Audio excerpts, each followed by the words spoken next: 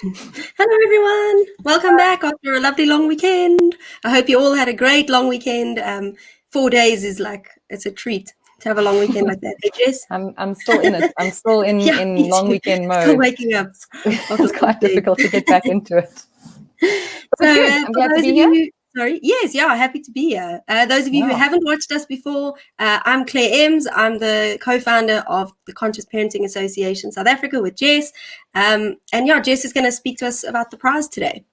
Yeah, we've got a winner, and this is Trish Smith, and she has won a discount off a consultation with or a workshop with Kelly. Kelly will tell you. Contact Kelly.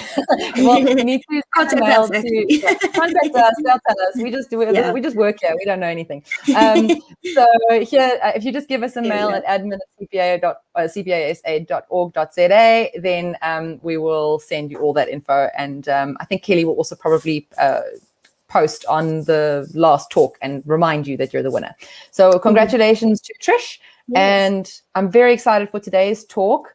I don't have teenagers yet, so I'm very excited. Before I had children, I didn't prep anything before, like toddlers, and now I wish that what I knew now I knew then, so I would have known more and been prepared. And so I'm really excited, so I can, before the teenagers arrive, we can be ready. I have a sort of a blended family in my home where I've got two children who live here who aren't my own children, but they are in my house every day, and so they are part of my family. And the one is now turning 10 this year, so it's approaching. It's not far away for me. So I'm very excited to hear what all of the guests have to say. So without further ado, I'm going to run away and I'm going to bring them on for you. Have a great talk. Thank you. Cheers. Okay, so I'm also so excited for this talk. I don't have teenagers myself, but I've worked with teenagers when I was teaching, and I've been a teenager, but I'm excited to hear more. So the others are coming on now, and they're going to chat to you. And today we've got 3 guests, which we haven't had before. We usually have 1 or 2. We have 3 because there's just so many different things to cover. So hi, everyone. Thanks for joining. We've got Natalie, Lelia, and Rida, our lovely guests, and they're going to tell you a little bit about themselves now, so that you can get to know a little bit about who they are. So let's start off with Natalie at the top. Hi, everyone. So my name is Natalie. I am a therapist based in Johannesburg. I work with children of all ages, including teenagers. And I specialize in play therapy and holistic therapies such as breathwork therapy and hypnotherapy. And I'm just really excited to be here today. Thanks for joining us, Natalie. Thanks. And Lelia, can you give us an intro? Hi, I am the founder of Synergy Parenting, an advocacy and consulting group, and I'm a certified parent coach and a mother to 6 children, 3 adult sons and 3 younger children. And yes, I'm just a parent activist. Thanks, Lelia. It's so lovely to have you with us. Before I go over to Rida, I just want to explain to all of you that these are actually founding members of our association. So we're all working close together and getting to know each other, which is so nice. And now Rida's going to do an introduction, and then she's going to follow it on with a little activity as well. So take it away, Rida. Hi guys, what an honor to be here today. So I've always dreamt of being a life coach, and I specialized in parenting and with teachers as well. I have twins, and I struck the teenage years, very, very important time of their lives as well, and for us too. So thank you so much for having me, Claire. It's lovely being here. Thanks for joining. Okay, guys, what I want to invite everybody to do with us is to just quickly squiggle a teenager, and then you write 3, three thoughts that comes up for you immediately when you think of teenagers. So just squiggle a little teenager, and then you just write 3 words or phrases that comes up for you when you think of teenagers. I'm going to give you literally 20 seconds. And you can add it in the comments, whatever you've written. Is that right, Rida? They can add it in our live comments. That'll be awesome. Yes. If you want to share with us. That'll be very, very nice.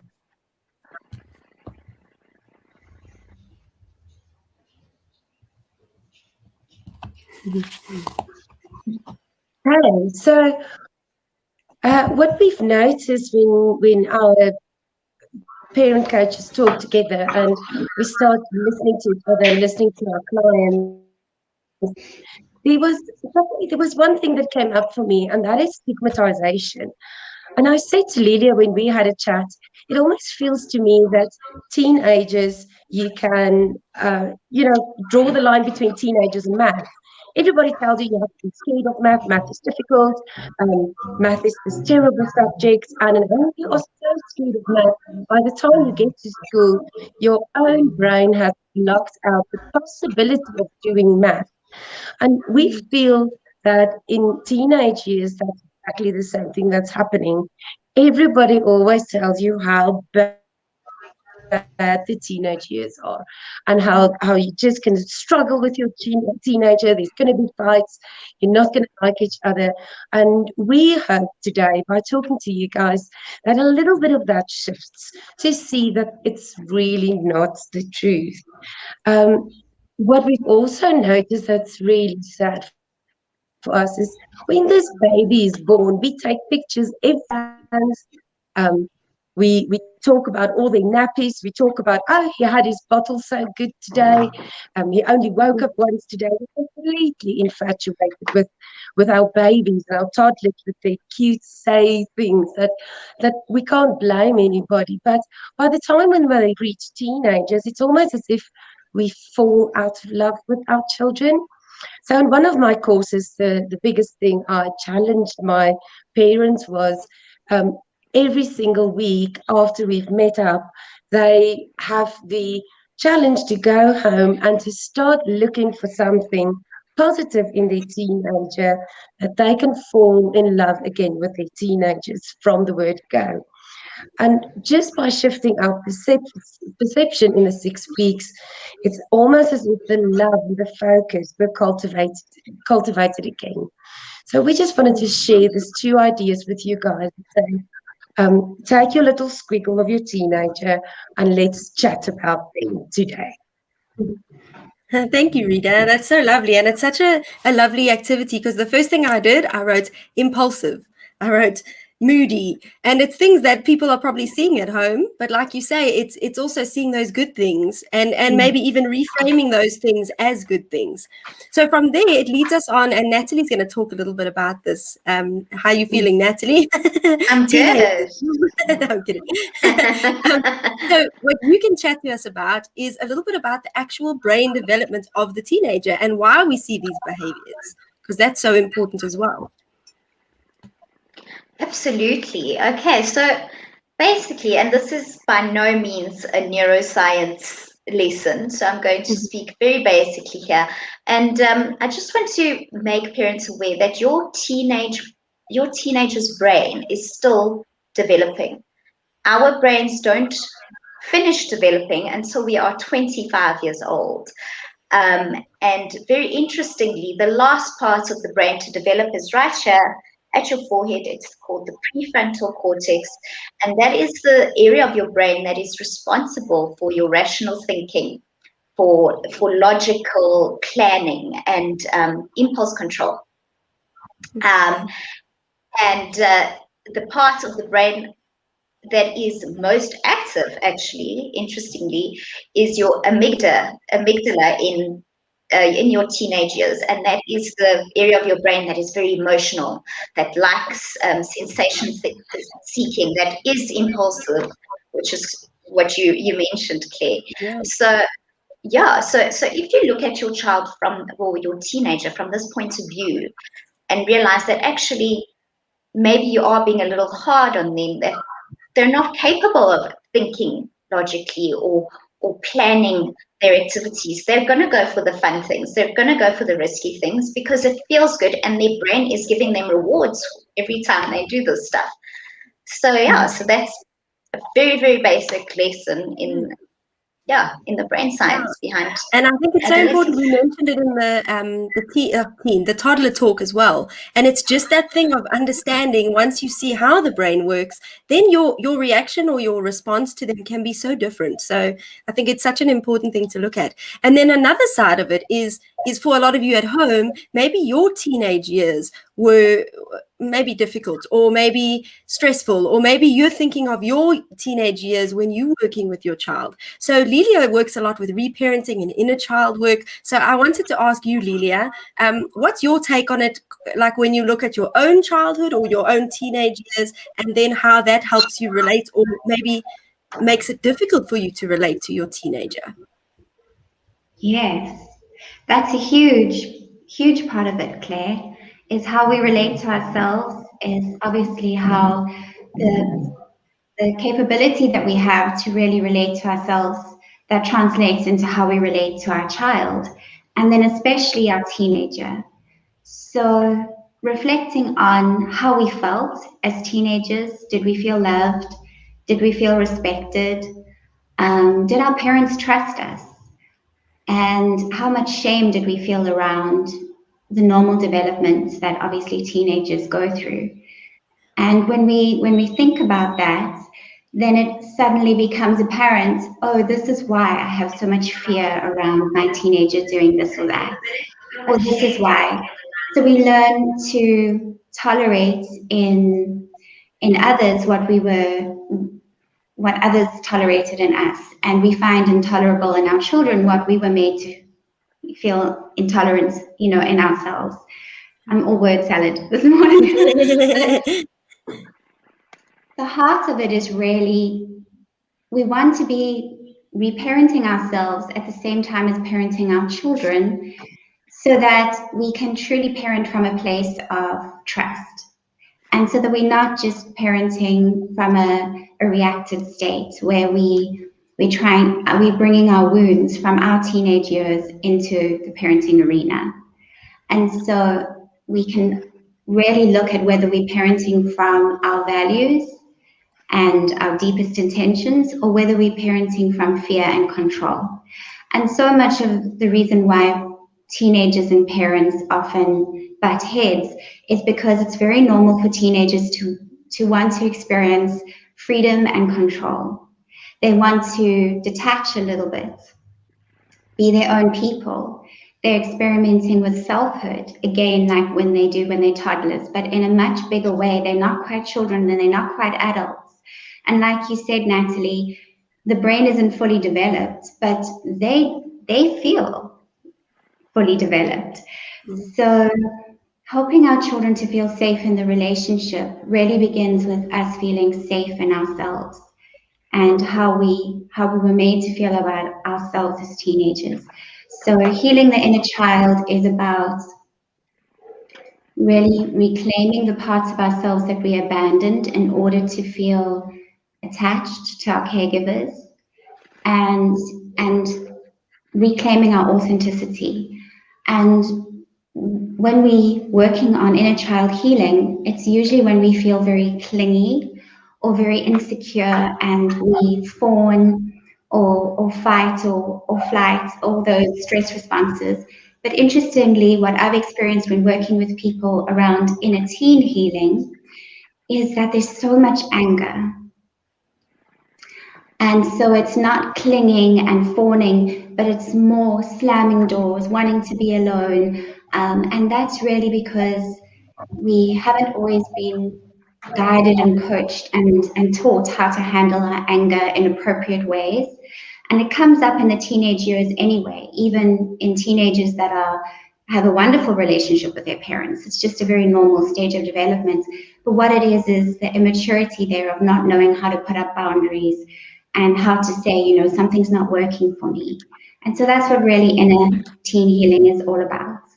Yeah, thanks, Lelia. And I think it might be something that people have never even thought of or heard of, or even entertained the idea of going back to their own teenage years and wondering if they could reconnect with that part of themselves. Thanks for that.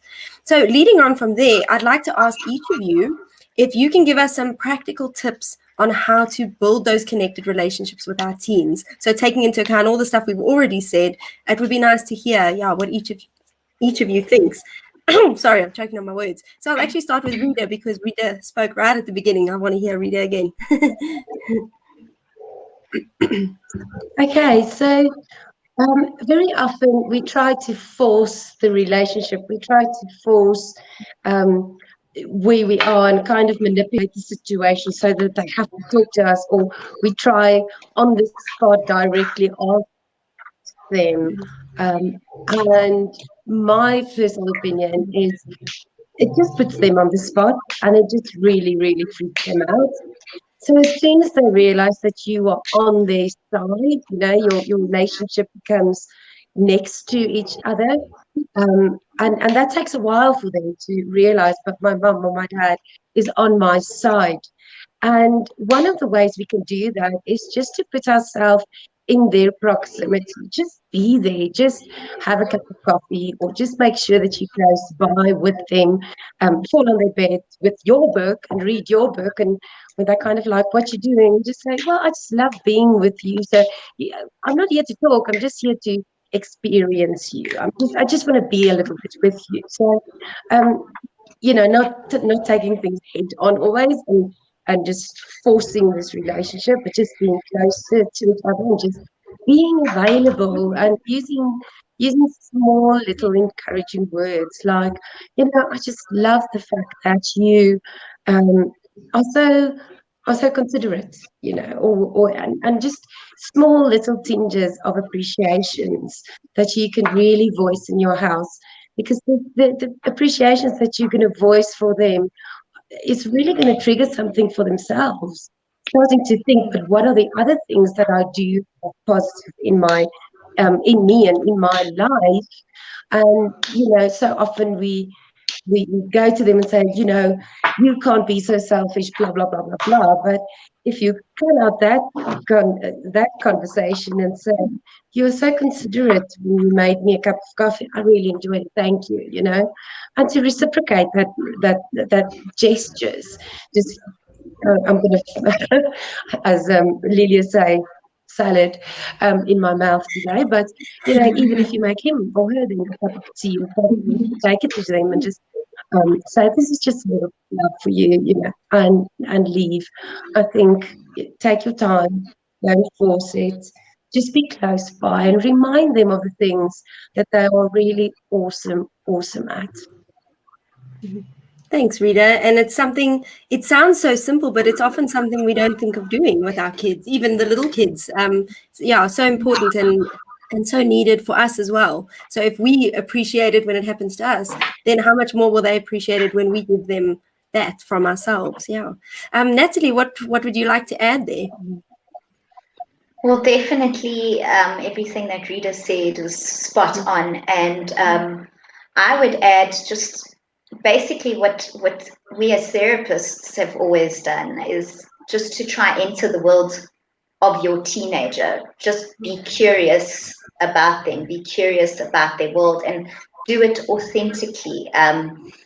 Go sit with them, try listen to their music, find out what their interests are. Be with your child, get to know them, be curious about where they're going, what they like doing, what kind of clothes do they like wearing. There's so much, they are such fascinating individuals, they are so lovely, that my mind gets boggled when people are afraid of speaking to teenagers specifically. Because they're fascinating in that they're exploring their own inner worlds. They're trying to find out who they are and who they don't want to be. And so engaging them in that type of conversation is just, it's beautiful, because they also come out with these little pearls of wisdom where they can teach you so much. I often, in my own therapy room, actually say to them, wow, I'm going to quote you on that, because they are just such wise beings. And I love it. So that's my advice. Enter their world, be curious about all their likes, all their dislikes, and be authentic, because if you're not, they will suss you out and they will immediately withdraw. Be real. If you're not feeling good, you can tell them, oh guys, I had a shit day. And they appreciate you so much more for just being real and not putting on a facade. Yeah. Yeah, no, that's so true. I mean, when you were saying people get scared to talk to their teen, I found it quite funny because I was thinking the reasons we don't want to talk to them are often because they're putting up a wall because of their own fear. So if we're just aware of the why behind their behavior, it helps us that much more. I see we have a little comment here from Teresa. I find that with my 13-year-old son, I can't even ask how his day went without an eye roll. Sounds like such a teenager. Normal. Definitely a journey. Yeah, and I think Yes. it's also so common. I mean, I remember doing that as a teen. Yeah. So when we say like be near them, that's why like what Rita said, we almost don't need to say anything. Just be there. Exactly. Like sometimes even just that small question is like too much in their space. They want their own space. It's like, let's leave the Absolutely. questions. It's quite funny. Hey? I just remember that from my own teenage years. So that's why I'm laughing. And Absolutely. Lydia, what would you like to add to that? Well, definitely not to take anything personally. So to separate their behavior and their emotions, because as Natalie pointed out, I mean, they are extra emotional. They have hormones and a whole lot of things going on for them that they've never experienced before. They're getting new bodies. It's a very vulnerable stage to be in. And some kids love it. You know, they've got everything they need socially to excel, and others don't. And it can be a very scary place, a very lonely place. So I would definitely say work on trust and on loving and appreciating and respecting your child. And when you don't, apologize for that. Really take ownership and recognize that the relationship that you have with your teen now is the blueprint for all other relationships that they will find familiar. So obviously that's been from the very beginning until now, noticing that our children will want to still be connected to us, but also be separate from us. So they're going to go out into the world and find relationships that feel familiar for them. So what kind of relationship do you have with your child? Is it a safe relationship where you respect them? And if it isn't, that's also some of the reasons why children try whether they have a good relationship with you or not, but they often try and be different to you, because they're wanting to be their own person. It's not to take it personally. It's just about them, their selfhood unfolding. So I think the best advice I've ever had and lived is to love your child for who they really are. Not the child you wish you had or the child you need. And that's all part of, you know, the inner child work. Is just allow your child to be their own person. Not based on their performance and how they make you look, but just really prove to them that's how self-worth develops, that they are loved and accepted and respected unconditionally. Yeah, I think that definitely goes a long way to helping build trust and that connection where they will willingly share information with you. No one's going to share how hard their life is or how terrible they're feeling if they're only going to receive judgment. Nobody. Yeah, no, it's so true. And then Lelia, leading on from that, I want to ask you, since you've got your 6 kids, some of them have already passed their teenage years. I want to ask you a question. Does parenting a teenager get easier? Does it get easier through the years? I suppose it's different for everyone, but what's your take on it? I think if we have the foundation from the early years, it definitely is easier. If there's trust already built, if you are starting out with a different parenting paradigm in the teen years, it's not too late. So obviously then it is going to be harder. And it's with every child. So sometimes the early years are tougher on some people based on your personality and your experiences. And also, you know, the child's personality. So they might be very strong-willed in the early years, and in the teen years, you enjoy being with them. It can be because of what the parent does. If they do sport and the child couldn't do it when they were younger, and now they can. But that's why I feel it's very important to be mindful of what you bring into the relationship. What are your expectations on this child? Because really what they're wanting is for you to cultivate an environment where they can grow. So just to be aware, and I had to do this work myself, of how codependent I had become on my teens. You know, how much they needed me when they were little, and now I needed them so much. So to just always be aware of that.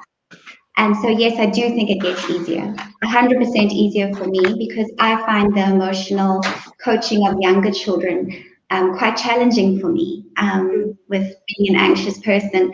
Whereas with older kids, it's so much easier because they can communicate with you about how they really feel. You don't have to be trying to look for the unmet need or the unheard feeling underneath the behavior. They're like literally going to tell you. And so you have to armor yourself, and that's why I say don't take things personally. Almost celebrate the fact that they trust you enough to share with you how they feel. So it's And I easier love for how me. you said, oh, sorry. No, I was going to say, I love how you said it's never too late. Like often people will say, well, you know, I've used punishment and timeouts as kids, and you know what, our relationship isn't great. I can't wait for them to move out the house kind of thing. And I love how you say it's never too late. There's always something we can do, which leads on to my next question for Natalie. I wanted to ask you, what can parents do if they're sitting there thinking, I've done it all wrong, you know, it's the end of the road, there's nothing I can do, and they're filled with maybe that guilt or shame about things. What's your advice for them? And on top of that, sorry, once you've said that, can you also tell us some places they can find support? Okay, yeah. So, I mean, I think it's very natural for parents to feel guilt at any stage of their children's development. I think it starts from early on. You never feel like you breastfed for long enough, or if you didn't breastfeed, you bottle fed, etc. And it goes on for all those years. And really what that does is just take away from your time with your child, because you're so busy feeling guilty and not engaging with them because you're feeling bad about how you parent, where they don't want a perfect parent. I can promise you that they don't want a perfect parent. They just want somebody who is there and somebody who appreciates them and can see them for what they are. So it's not really about if you're doing this right or wrong or whatever. You will get things wrong. That's just life. But you get them right too. And your child appreciates seeing a very balanced view, because when they see you making mistakes, they feel okay to make mistakes too. You're really modeling life to them, aren't you? Yeah. When you go with the flow, they're learning that, okay, sometimes things don't go well, and my mom's being honest, she's owning her feelings. I'm learning to own my feelings as well in the process. So circling back to the guilt thing, it's just about trusting, trust the process of parenting, trust your own inner voice. And if you feel like you need support, that's okay too. Go to parenting coaches, go to therapists, CPS, yeah, the Conscious Parenting Association is right here. There are so many resources, even online. If you want to learn about things, you're not alone. The guilt is normal. I'm not saying that you can just throw it away. It's a very valid feeling. Yeah. But at the same time, acknowledge that you are also doing the best that you can with, and your kids love you. They love you to bits. They might not show it, and they might not always say it, but they do. They adore you, and they like those little, the questioning. Sometimes they get irritated, yes, that you're probing them too much. But if you pace yourself, and like I said, authenticity always, just be authentic. Don't probe them, don't be annoying, but be authentic and say, oh, look, okay, now I just wanted to know what this is about. What is this song about? I don't know, what are you drawing? What are you playing on your computer? And listen to them. If they want space, respect that space, Yeah. And I found that you're saying you're like getting interested in their world. Like to me, the trends are just, I never expected trends to change past what I knew. So now I don't know what's going on. What are these kids wearing? What music are they listening to? I don't even have teenagers. So by the time my kids are teens. So before we talk about prizes and the ways that you can find our lovely speakers, I'm going to also head back over to Rida just to reiterate our main point about seeing our teenagers' perspective, because I think that sort of sums up the whole talk. So take it away, Rida.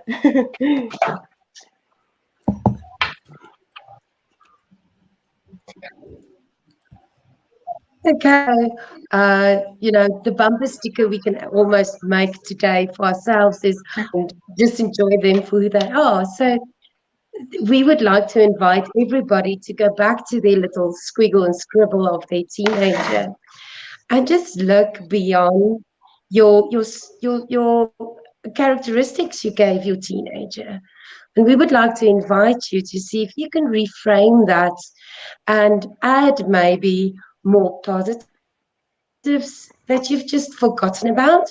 And the second thing is maybe like the moodiness, you could say they are very in touch with their emotions at the moment. So go back to your teenager that you draw.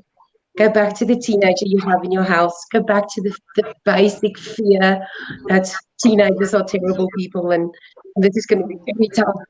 And enjoy them for who they are. Enjoy their snippets of humor. Enjoy their wisdoms, as Natalie said. Enjoy what they bring, the energy, the vibe that they bring with all the new trends and all the new stuff.